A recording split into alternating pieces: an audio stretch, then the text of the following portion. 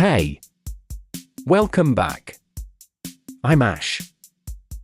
And I'm Sage. Really glad you're here with us today. So something happened this morning. And I need to tell you about it, Sage. You have that look. The quiet, serious one. We had a team call at 9. Very normal. Very short. And at the end my manager said, Ash, can you give us a quick update on the report? Oh, unexpected. Very unexpected. And I knew the answer. I had the information right there in my head. But the moment everyone was waiting, I just paused. For how long? A few seconds. Which felt like a few minutes. I know that feeling. And in that pause, I could feel myself translating. In my head. Forming the sentence in my first language first. Then trying to switch it to English. And by the time you switch, the moment has already moved. Exactly. I said something. It was fine. But afterward I thought, why do I still do that? I think most people do it. More than they realize. Even people who have been using English for years. Yes, because translating feels safe. It feels like a check. Like you're double confirming the sentence before you send it. But it actually slows everything down. And at work, that slowness becomes visible. And then you feel more nervous. And more nervous means more translating. It becomes a loop. A quiet, invisible loop. And most people don't even know they're in it. Have you felt this at work? That moment where your brain is doing two jobs at the same time? Translating and speaking. Both at once. It's exhausting. And it makes even simple sentences feel heavy. Today I want to talk about how to get out of that loop. Not by studying more grammar, Not by memorizing more vocabulary. but by changing how your brain relates to English. So it starts to feel less like a foreign thing. And more like just how you think. That's the goal, isn't it? Thinking in English, not translating into it. Yes. And it's possible. Slowly. But it's possible. Let's talk about it. Okay. So first, why do we translate in the first place? Because that's how we learned English. At school. In class. Right.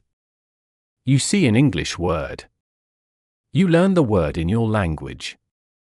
You connect the two. Apple means this. Meeting means that. Deadline means. Panic. Yes. Deadline means immediate panic. But the problem is, that method works for reading. And writing. When you have time. But speaking doesn't give you time. Someone asks you a question.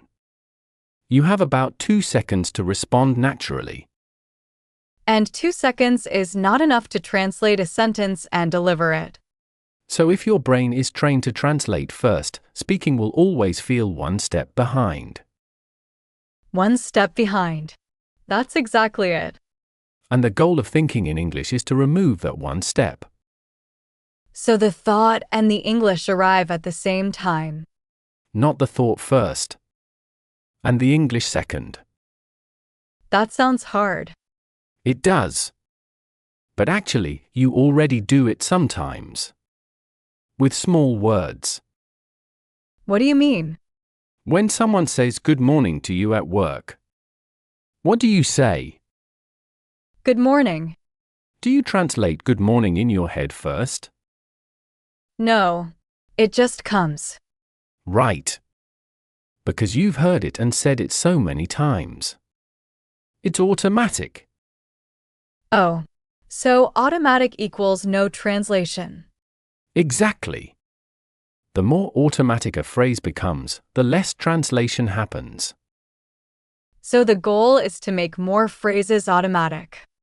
In more situations. More contexts. More conversations. That's a different way to think about it. It changes the whole approach. Instead of learning words, you learn phrases and situations. I'll get back to you on that. You don't translate it. You just say it when someone asks something you need time to answer. Let me check and confirm. You just say it. Automatically. Can you send that to me? Automatic. I'll follow up this afternoon. Automatic. These phrases are already English thoughts, not translations. And once they're in your system, they come out without effort. Without that pause. Without the loop. Can you say those slowly with me? Just to feel them. I'll get back to you on that. I'll get back to you on that. Let me check and confirm. Let me check and confirm. I'll follow up this afternoon. I'll follow up this afternoon. Those 3 phrases alone can carry you through so many work moments. Someone asks you a question you're not ready for. I'll get back to you on that. Someone needs information you have to verify. Let me check and confirm. Someone needs an answer by end of day. I'll follow up this afternoon. 3 phrases. 3 situations. 0 translation needed. Because the phrase already contains the meaning. You don't build the sentence. You just use the phrase. That's the switch, isn't it? From building sentences to using phrases. Yes. And it feels very different in the body. Building a sentence feels like work. Using a phrase feels like reaching for something familiar. And familiar is calm. Calm is confident. Confident sounds natural. And natural is what we want. Okay, I have a story. Tell me. A few months ago, I had to join a new project team. First meeting with them. And the team leader asked everyone to introduce themselves quickly. Oh. The around the table introduction. Yes. And I knew it was coming. I could see it moving around the table toward me. And you were translating the whole time. I was building a sentence. In my first language. And then trying to convert it. And by the time my turn came, the sentence I had prepared felt strange. Too formal. Too stiff. What happened? I said something like, "Hello, I'm Sage. I work in the operations side. I'm glad to be on this project." That's actually perfectly fine. It was okay. But it didn't feel like me. It felt like a translation. Because it was built, not said. Yes. And everyone could hear a small difference, I think. Maybe not. But you could feel it. I could feel it. And that feeling stayed with me for the rest of the meeting. That slight wrongness. I know that feeling exactly. And afterward I thought, what would I have said if I wasn't translating? What would have come naturally? Just, "Hi, I'm Sage. Operations team. Happy to be here." Short. Direct. Real. That's what I actually wanted to say. But I built something longer because I thought longer sounds better. And longer needs more time. More time means more translating. And more translating means it stops sounding like you. Simple is not weak. In English, simple is often clearer. And clearer sounds more confident. That's something I had to learn. That shorter is okay. More than okay. In a workplace, short and clear is exactly right. I'll check that.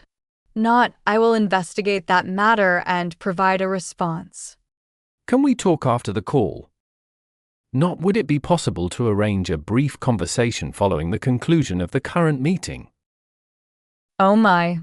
Yes. We've all written emails like that. At some point. Very early emails. very formal, very translated sounding. And then you realize nobody speaks like that. Nobody except someone who is translating from a very polite first language. Which is understandable, but also fixable. Slowly fixable. Slowly, but definitely fixable.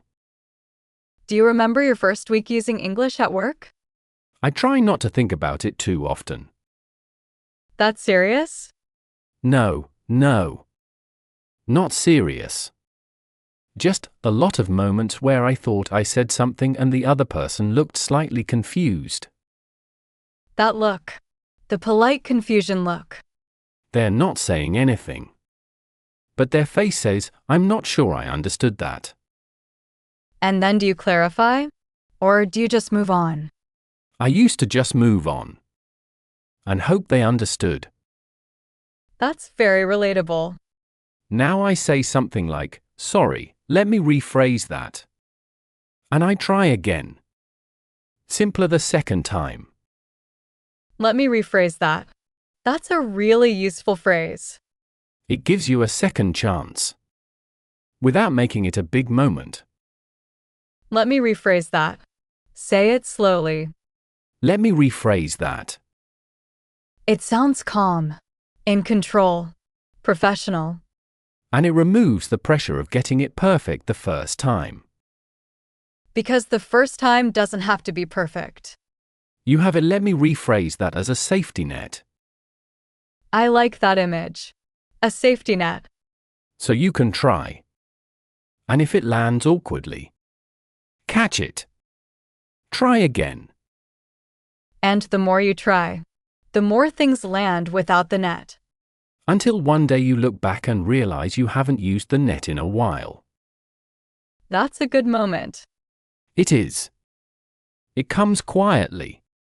You don't notice it happening. And then one day someone at work asks you something, and you answer. And afterward you think, that felt easy. And you realize you didn't translate. You just spoke. That's the moment.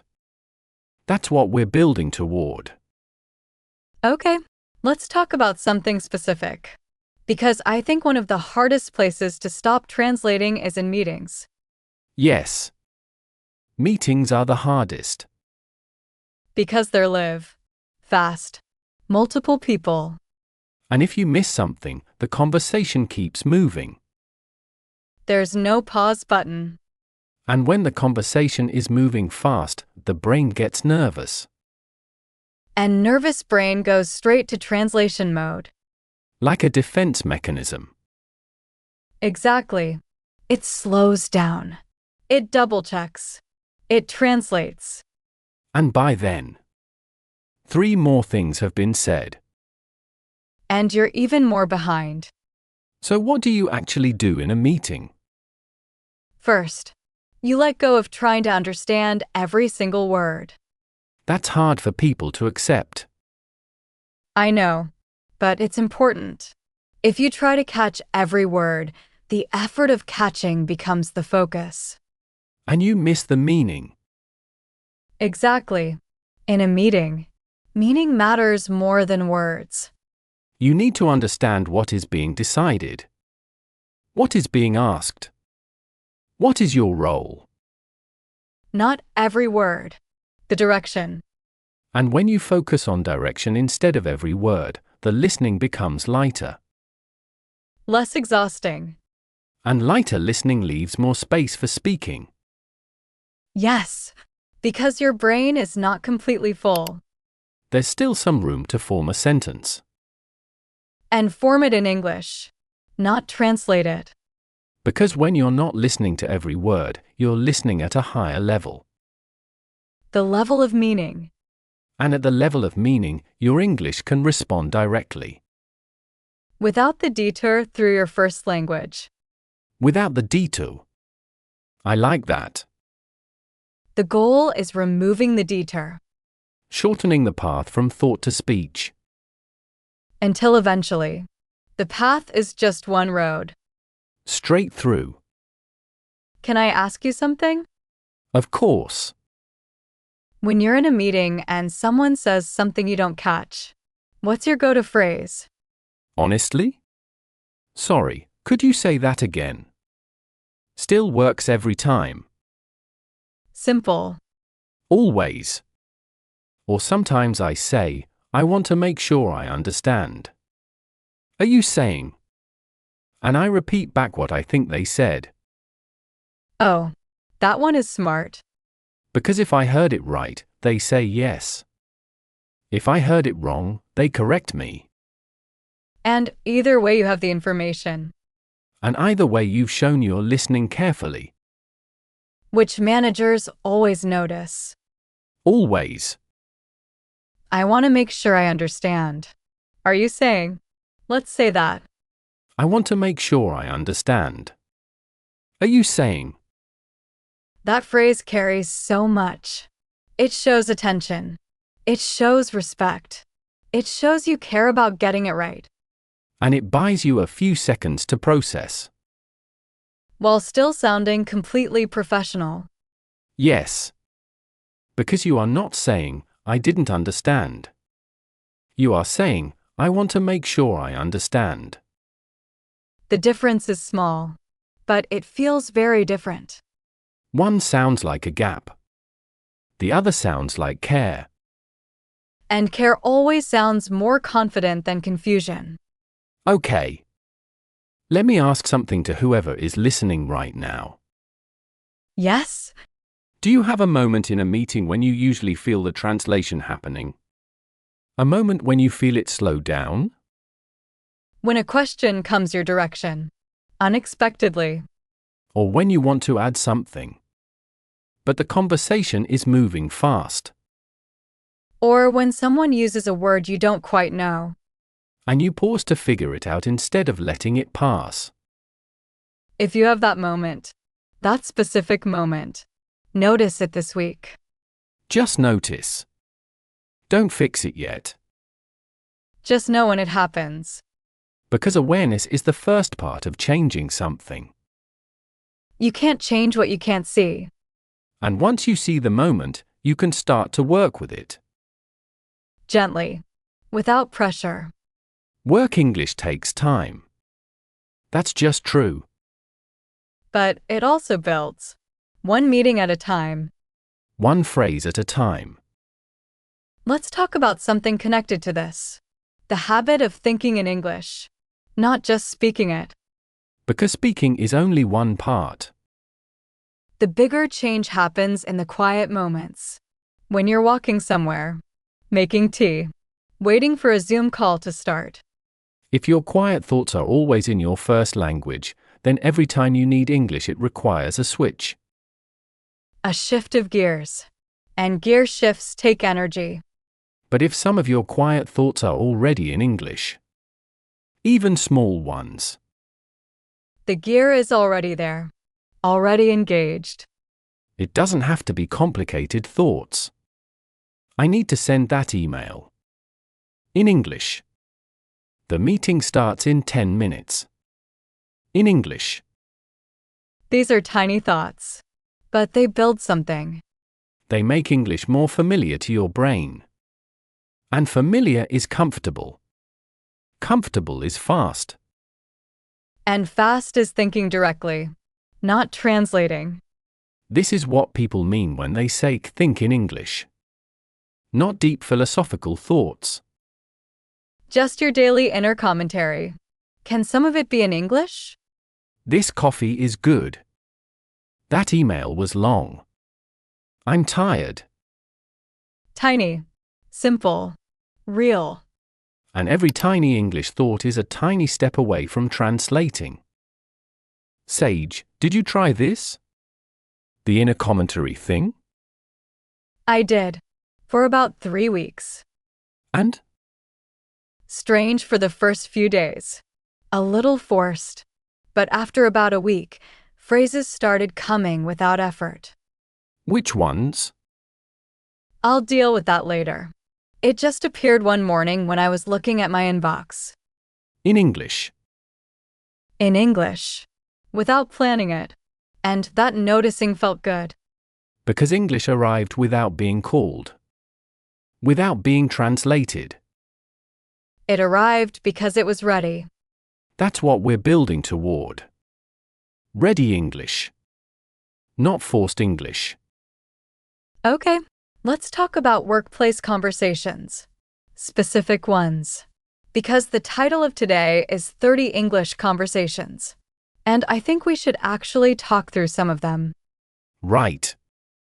Because conversations are where all of this comes together. The thinking, the phrases, the listening, the confidence. All of it shows up in a real conversation. So let's go through some common workplace situations and the natural English that goes with them. Starting a conversation with a colleague. Someone you don't know very well. The classic awkward hallway moment. You're both waiting for the elevator. Or both refilling coffee. And there's silence. And the silence needs filling. How's your morning going? Simple. Natural. Low pressure. Or, busy week for you too? Very easy. The other person will usually say yes and say something about their work. And then you're in a conversation. With almost no effort. Busy week for you too. Say that slowly. Busy week for you too? That little rising tone at the end. Makes it a question. Makes it friendly. And it shows you notice them. That you're present. People appreciate that. In a workplace. Being noticed. Okay, next situation. You're on a Zoom call, and the connection breaks for a moment. You miss something. Very common. Every week. Sorry, I think the connection dropped for a second. Could you repeat that? Clear. Not embarrassing. Perfectly professional. Or, sorry, you broke up a little there. I didn't catch the last part. You broke up a little there. That's a very natural phrase. It explains what happened without making it about language. The connection broke. Not you. And the other person will repeat. With no problem. Because everyone has internet issues. Everyone. Every team. Every company. No one finds it strange. You broke up a little there. I didn't catch the last part. Let's say that one more time slowly. You broke up a little there. I didn't catch the last part. You'll use that. Probably this week. Very probably. Next situation. Your manager gives you feedback. Not all of it positive. Oh, the feedback conversation. One of the hardest. Because you have to listen carefully. And respond. And stay professional.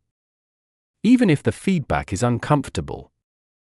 And your brain very much wants to switch to translation mode. Because it's stressed.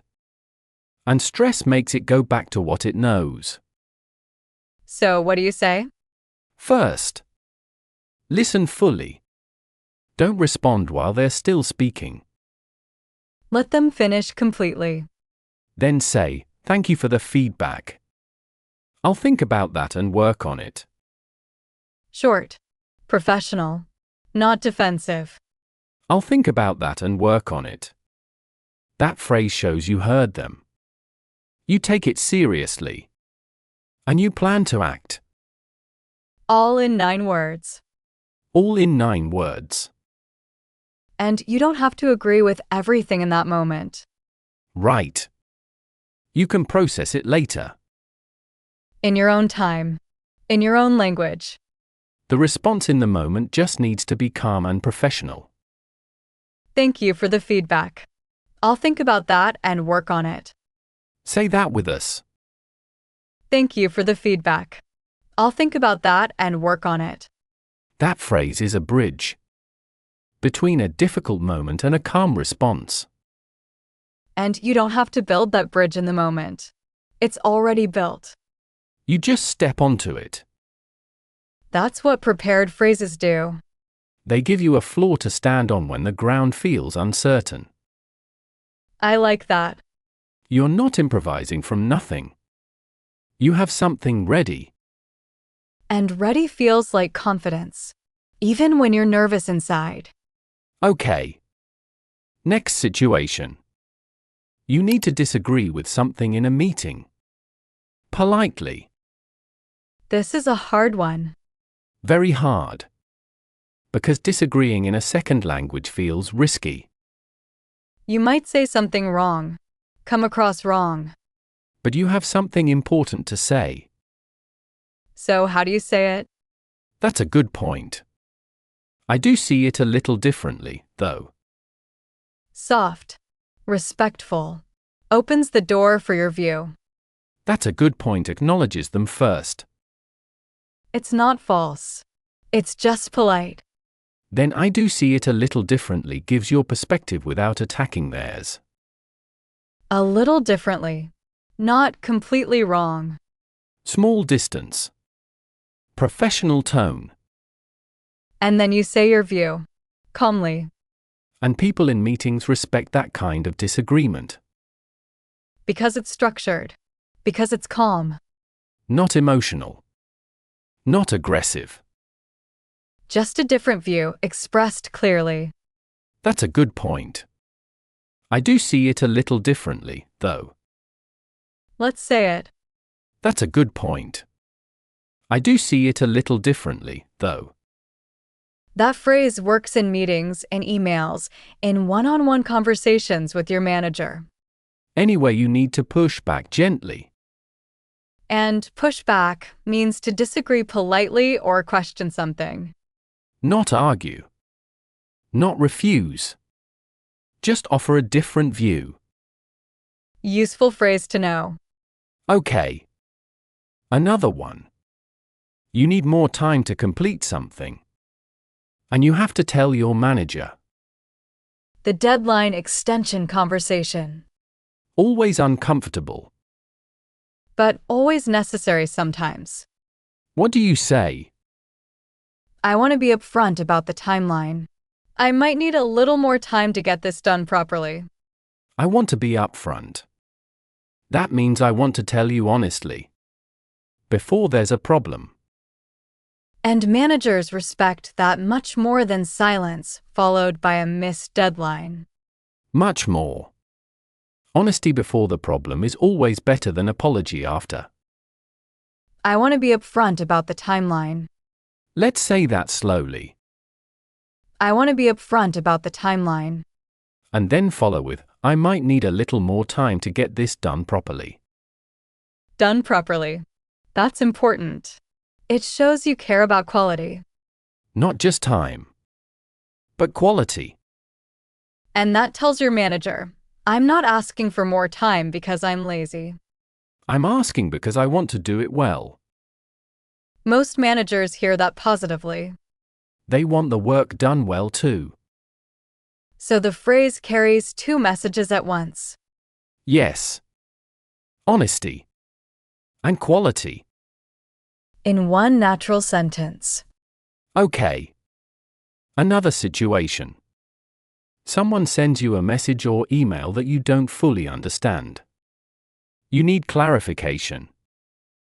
This happens constantly. Because written English can sometimes be even harder than spoken English. People write fast. Skip words. Use shortcuts. And then you read it 3 times and you're still not sure what they want. What do you say? Thanks for the message. Just to make sure I understand, are you asking me to? And then you say what you think they're asking. And they'll say yes or correct you. And either way you're clear. Just to make sure I understand. Similar to the meeting phrase, but softer. And it works in a message or email. Not just a meeting. Just to make sure I understand, are you asking me to? Let's say that. Just to make sure I understand, are you asking me to? Natural. Professional. Completely acceptable. And no one thinks less of you for asking. In fact, the opposite. People appreciate when you check rather than guess. Guessing and getting it wrong costs everyone more time. Checking takes 30 seconds. And saves an hour. Good trade. Always. Okay, one more I want to talk about. Ending a conversation professionally, whether in person or on a call, The exit moment. which sometimes feels awkward, especially on the phone or Zoom. You're not sure if the other person is finished. There's that pause. That long pause where neither person speaks. And then both people say something at the same time. And then both apologize. Sorry. No, you go. No, please. Okay. This happens to everyone. Everyone. In every language. So what helps? A clear closing phrase. Something that signals, this is the end of the conversation. Okay, I think that covers everything. Thanks so much for your time. Clear. Warm. Ends the loop. Or, great. I'll follow up with an email. Talk soon. That one also tells them what happens next. Which people find reassuring. Because they know the conversation will continue. Just in a different form. I'll follow up with an email. Talk soon. Let's say that. I'll follow up with an email. Talk soon. Short. Friendly. Professional. And it closes the conversation naturally. So no one is guessing. And no awkward parallel apologies at the end. Which is a win for everyone. Okay. I want to go back to something we said earlier. About thinking in English. Yes. Because I think there's something important we didn't say. What's that? When you start thinking in English more, at first your thoughts will feel simple. Because your English thoughts aren't as complex as your first language thoughts. Yet. And that can feel frustrating. Like you're less intelligent in English. But you're not. You're just newer in that mode. Simple English thoughts become more complex over time. As vocabulary grows. As phrases multiply. And one day your English thoughts are just as rich as your other thoughts. But the beginning is simple. And simple is okay. Don't judge your English thoughts for being simple. Let them be simple. Let them grow. The same way a plant doesn't start as a tree. It starts small. Needs time and quiet. Not pressure. Not performance. Just time. And your English is the same. Ash, do you think there's a moment when you completely stop translating? 100%? Honestly? I think it fades. Becomes very small. Almost invisible. But not completely gone? In a very unusual or emotional situation, maybe still a flicker. But in daily work. In most conversations. It's gone. Or so small you don't notice it. And when you don't notice it, it's not affecting you. Exactly. The goal is not zero. The goal is unnoticeable. Unnoticeable is enough. More than enough. Okay. So, for anyone listening right now, who still translates a lot, Which is most people. That's honest. the path is not steep. It's just long. And long roads have a lot of views. A lot of small moments of progress you can notice. One phrase becoming automatic. One meeting where you felt a little smoother. One sentence that came without thinking. Those are real. They count. Even when they feel small. Especially when they feel small. Because small is how big things start. Let's do a slower pass through the phrases we talked about today. Let them settle. No rush. I'll get back to you on that. When someone asks something you're not ready to answer right now, I'll get back to you on that. let me check and confirm. When you need to verify something before answering, Let me check and confirm. I'll follow up this afternoon. When you promise to send information later, I'll follow up this afternoon. let me rephrase that. When your first sentence didn't come out quite right. Let me rephrase that. Sorry, could you say that again? Anytime you miss something, Sorry, could you say that again? I want to make sure I understand. Are you saying to confirm what someone said? I want to make sure I understand. Are you saying? You broke up a little there. I didn't catch the last part. On Zoom or any call. You broke up a little there. I didn't catch the last part. Thank you for the feedback. I'll think about that and work on it. After any feedback, Thank you for the feedback. I'll think about that and work on it. that's a good point. I do see it a little differently, though. To disagree politely. That's a good point. I do see it a little differently, though. I want to be upfront about the timeline. I might need a little more time to get this done properly. When extending a deadline, I want to be upfront about the timeline. I might need a little more time to get this done properly. just to make sure I understand, are you asking me to? For unclear messages or emails. Just to make sure I understand, are you asking me to? I'll follow up with an email. Talk soon. To end a call cleanly.